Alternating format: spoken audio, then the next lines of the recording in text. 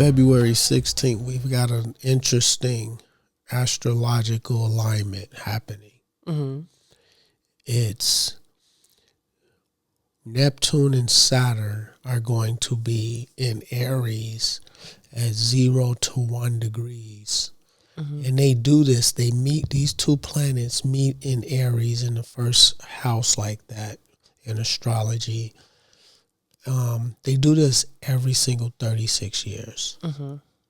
So it's a 36-year phenomenon. It's a 36-year phenomenon. Mm-hmm. But if you look through the calendar, now remember that this alignment or these planets were most significant gods of the ancient world. Mm-hmm. So we tend to dismiss all of this, but they had a better handle on the reality that they lived in than what we tend to do in modern times. Yeah. What we call metaphysics, they call like general like life philosophy. Like science. Yeah. It's just science. Yeah. So you've got in these different cultures, whether it's Egypt, Babylon, Syria, Anatolia or Turkey, Greece, Rome, all these ancient cultures throughout this area of the world paid a particular reverence and a particular attention to Saturn and Neptune. Mm-hmm. Because these have they're two of the outer planets, but they have a particular influence over the human psyche or consciousness. Yeah. And it happens every 36 years. Mm-hmm. Now, if you want to see how, and so remember in the ancient world, Neptune is Poseidon. Mm-hmm. Different cultures. He's Poseidon. And Saturn is Kronos. Yeah. Okay? And Saturn is, everything that's representative of the black cube is Saturnian. Mm-hmm. So, and that's why you have this flattened black cube as a graduation cap, because Saturn oversees all laws and all institutions. Mm-hmm. In Islam, they walk around this black cube 7 times. They call it the Kaaba, but it's in a black cube that's Saturnian. Mm-hmm.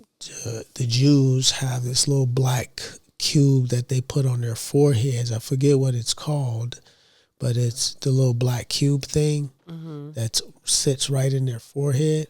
I don't know.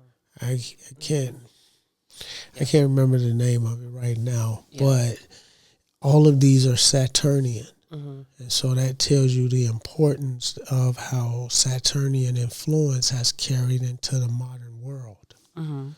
And then you have Poseidon or Neptune. and to explain to you how Neptune or Poseidon has an influence over the modern world without getting too esoteric. Think about it like this. John D. Rockefeller was a Poseidon manifest.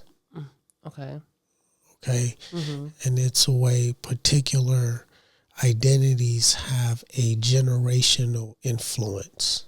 Okay. And it's to a very extreme degree. You'll get a generational, a personality that incarnates, and they are responsible for having like a generational influence.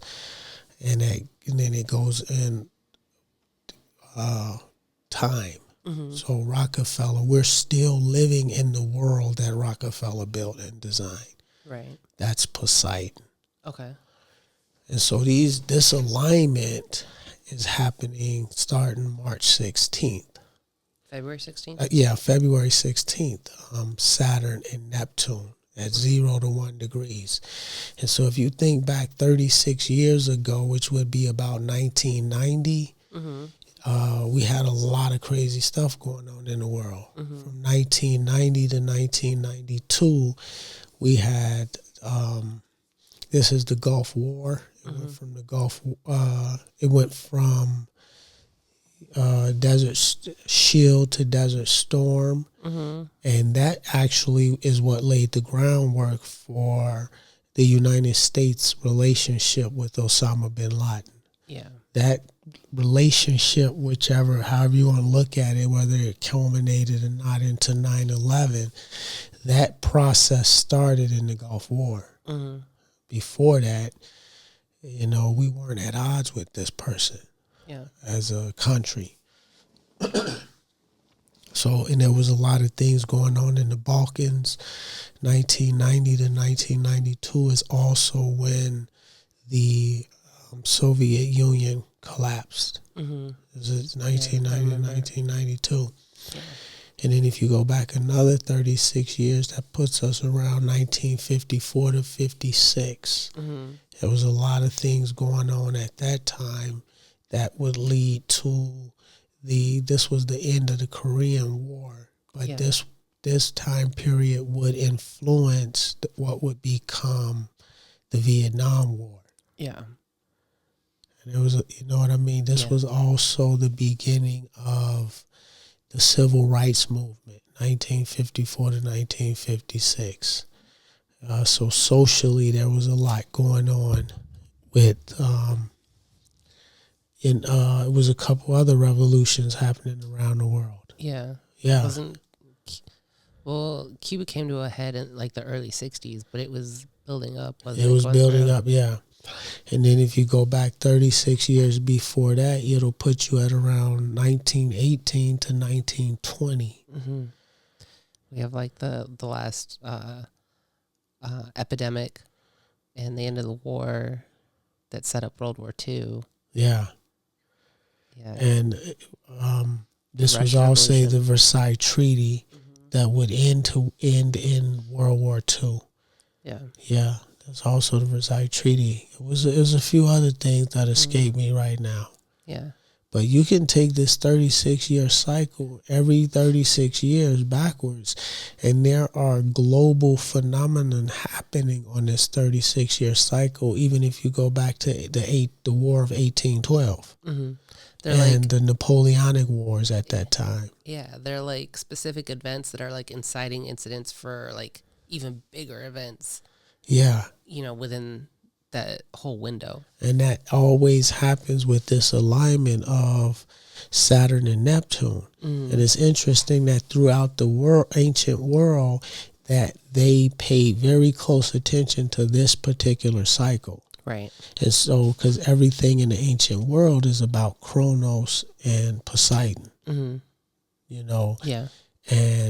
But we don't record their history on a 36-year. We don't visit their history on such a close perspective where we know we are calculating what happened to them on these 36-year cycles and cross-referencing their records and things on a 36-year cycle. We're looking back at them. We're looking at broad strokes. Yeah, like centuries and millennium, or dynasties. Yeah.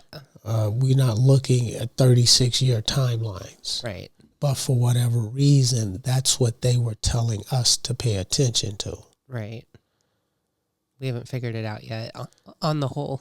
I'm sure some of us have. Yeah, I'm just saying on the whole. Yeah, there's some people that are aware of this and stay ahead of these curves because right now, 2026 to 2028, is taking us back into that timeline starting on the 16th.